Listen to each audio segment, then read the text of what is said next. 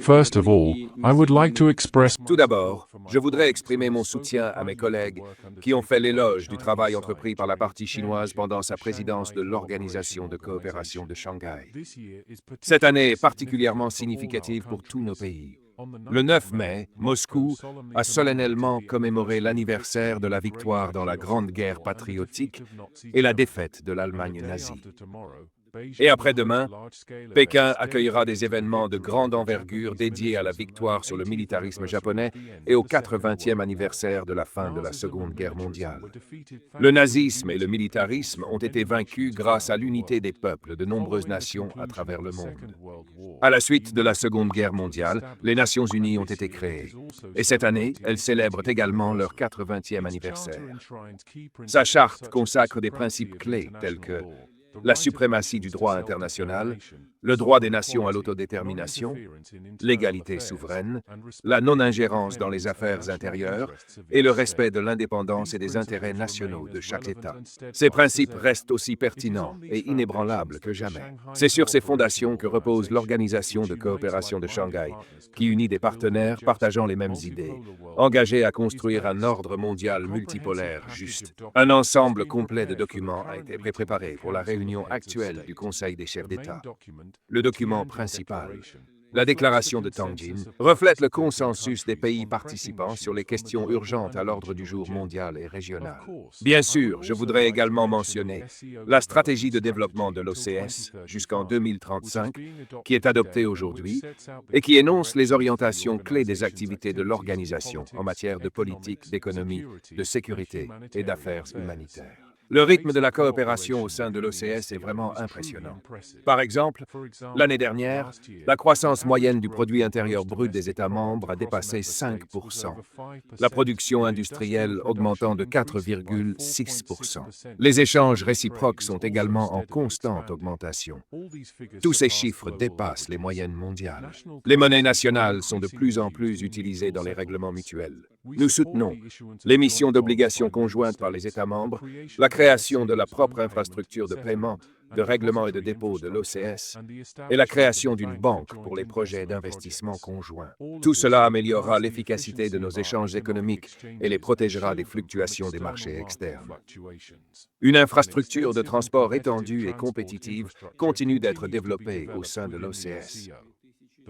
Le volume du transport routier, ferroviaire et multimodal est en hausse. Une étroite coopération entre les autorités douanières a été établie et la gestion électronique des documents est activement mise en œuvre. La stratégie de coopération énergétique jusqu'en 2030, que nous avons approuvée l'année dernière, est mise en œuvre à pleine vitesse. La feuille de route pertinente adoptée aujourd'hui vise à assurer une politique énergétique coordonnée et équilibrée dans toute l'organisation de coopération de Shanghai. Comme de nombreux collègues l'ont déjà mentionné, les membres de l'organisation élargissent leur collaboration en sciences et éducation, santé et environnement, sports et échanges de jeunes. L'université de l'OCS, qui unit 77 universités de nos pays, fonctionne avec succès. Des forums réguliers pour les recteurs d'universités sont organisés et le dialogue entre les étudiants, les chercheurs post-universitaires et les éducateurs s'intensifie. Chers collègues, notre organisation accroît régulièrement son influence dans la résolution des problèmes internationaux urgents et est un puissant catalyseur du développement mondial et de la réalisation d'un véritable multilatéralisme. L'OCS apporte une contribution tangible au renforcement de l'esprit de coopération et de confiance mutuelle sur tout le continent eurasien, aidant ainsi à jeter les bases politiques et socio-économiques d'un nouveau système de stabilité, de sécurité et de développement pacifique en Eurasie. Tout système qui remplacerait les modèles eurocentriques et euro-atlantiques obsolètes et prendrait en compte les intérêts du plus large éventail possible de pays serait véritablement équilibré. Ce qui signifie qu'il ne permettrait pas à certains États d'assurer leur propre sécurité aux dépens de la sécurité des autres. Dans ce cas, je voudrais dire que la Russie adopte la même approche face à la crise ukrainienne.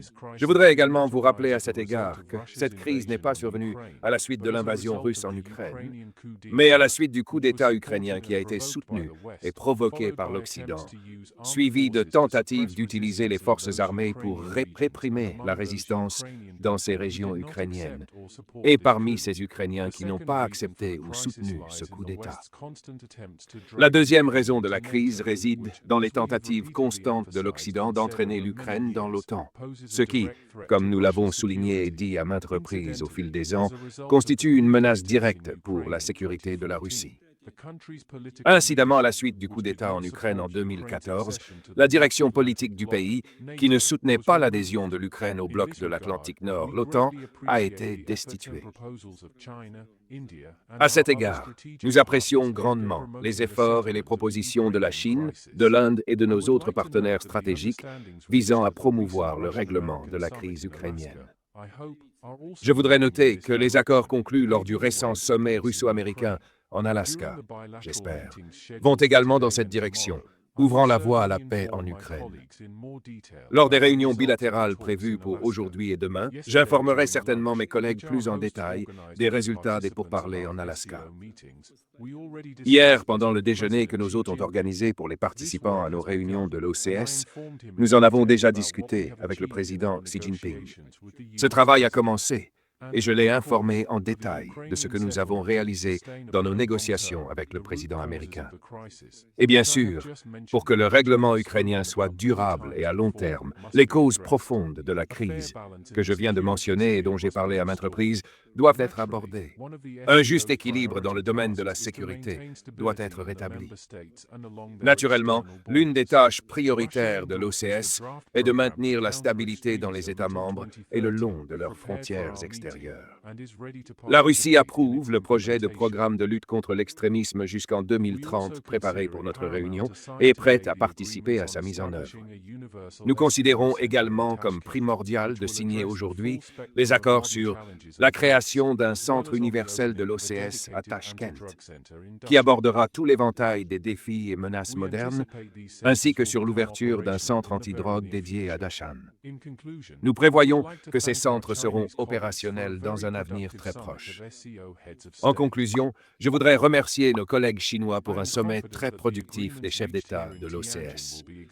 Je suis convaincu que les accords conclus ici à Tianjin seront examinés en détail lors de la prochaine réunion du Conseil des chefs de gouvernement de l'OCS qui, comme convenu, aura lieu à Moscou en novembre.